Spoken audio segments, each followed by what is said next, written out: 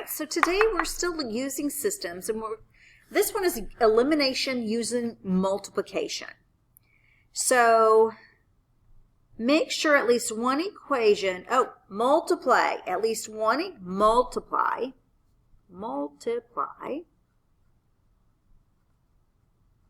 at least one equation by a constant to get two equations that contain opposite terms, kind of like we saw yesterday. You will combine the equations like we did yesterday, eliminating that one variable, and then solve the equation. You're going to again substitute that value back into the other equation until you end up with an x and y ordered pair. All right, so yesterday we aligned these things, and that's a good idea. So make sure they're aligned. Today you don't see anything that you can cancel out ASAP. So in your mind's eye, you have to think about, well, if only this guy was a positive 2y, then I could cancel out the y's. So what you get to do is you get to take 2 times everything in this equation. So when I distribute this to everything, I end up with a 2x, a positive 2y equals a negative 18. Now, as you can see, box this out so you can just see these two equations. I can combine these two, cancel this guy out, and solve. So I end up with 7x is equal to 32 minus 18. So what is 32 take away 18? 14. Divide by 7, x equals 2. That wasn't so bad. So now we're going to plug this back into any one of these equations. It does not matter. So if you look, it almost looks like this original one is the easiest equation, and so I'm just going to use that. So it says x plus y. I'll rewrite it so you can see it because it gets a little messy. So my x is 2 plus y equals negative 9. Subtract 2, and y is equal to a negative 11. So there it is, negative 11, and we're done. So it's, again, up to you to make sure you can find things you can cancel out. So for example, on this, if this was only a negative 2, this would be great, but we can make it a negative 2y by multiplying this whole thing by a negative 2. So when I do that, I need to distribute to everything. That becomes a negative 4x minus 2y equals a negative 46. Negative 46. Okay? So now I'm looking at these two and combining these two, which I can cancel out the y's. And 3x take away 4x gives me a negative x is equal to 37 minus 46 is negative 9. Divide by negative 1 to both sides, and x equals a positive 9. 9. Now we're going to plug this into any of our equations, and here it doesn't look like it matters much. So I am going to go back to my original, which was 2x plus y equals 23.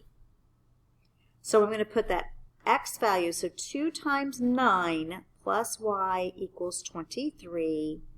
18 plus y equals 23.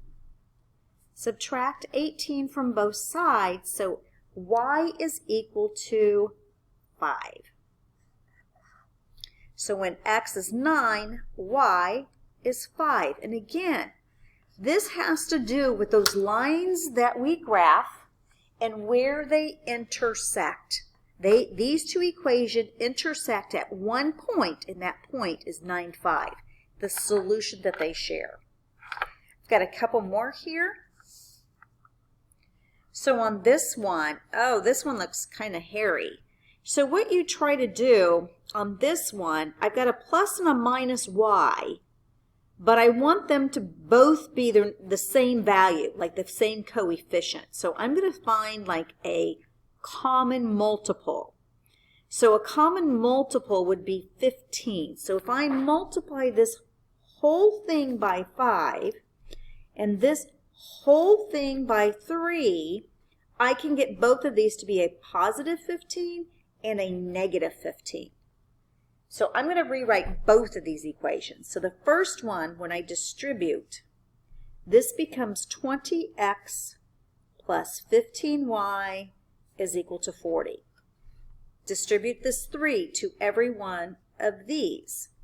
9x minus 15y equals, this one I don't know, so negative 23 times 3 is a negative 69.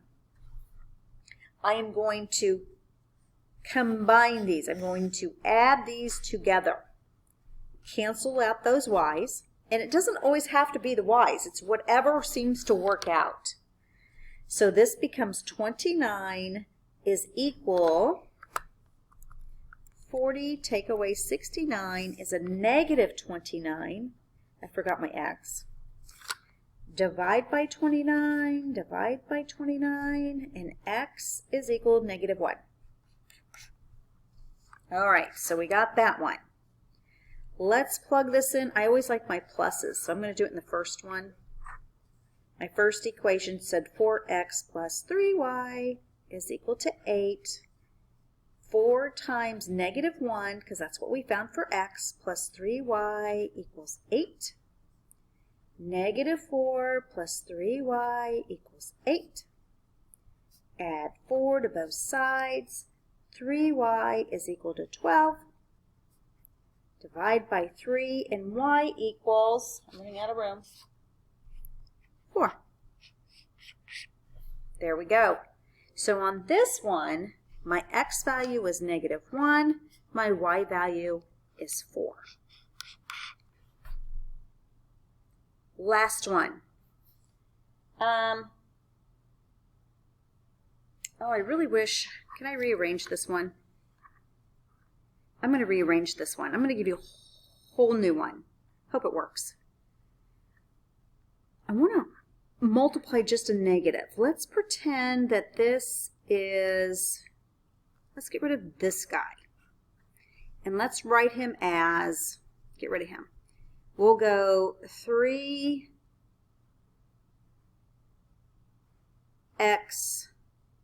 plus 5y equals 3. We're going to try this. I hope it doesn't give us a decimal. If it does, it'll be fine. So as you can see, you're thinking, oh my gosh, if only one of these were negative, right? One of these two equations were negative. You can multiply one of these. We'll multiply him by a negative 1. And then one of these would become negative. So that would become a negative 3x minus 2y equals a negative 10. So now I think we have it. So again, combine these two equations.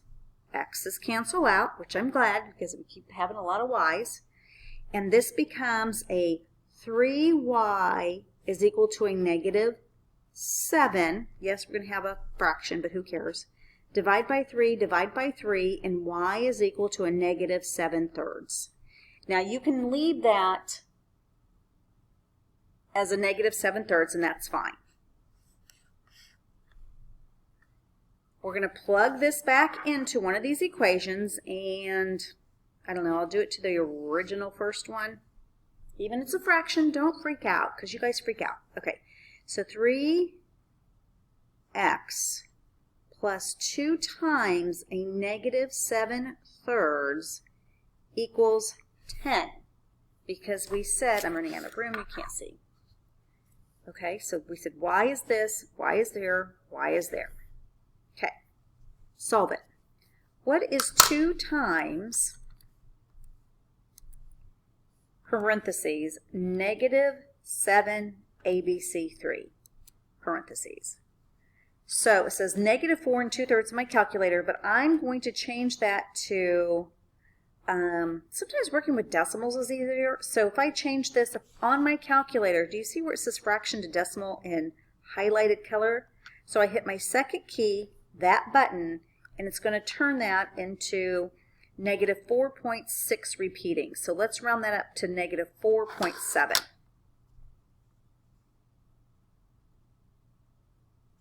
So I'm going to equals negative 4.7. Let's do it that way. So 3x plus 2 times a negative 4.7 equals 10. It really doesn't matter. We're going to be fine either way. So 2 times a negative 4.7 equals negative 9.4 equals 10. Keep solving, adding 9.4, adding 9.4. 3x is equal to 19.4 divided by 3, and x is equal to 19.4 divided by 3. And again, it is okay that you end up with a fraction. So I could either write 19.4 divided by 3 is my x, and negative 7/3 for my y. That is perfectly fine, or you can change them into decimals. Totally your choice. Okay, that's it for now.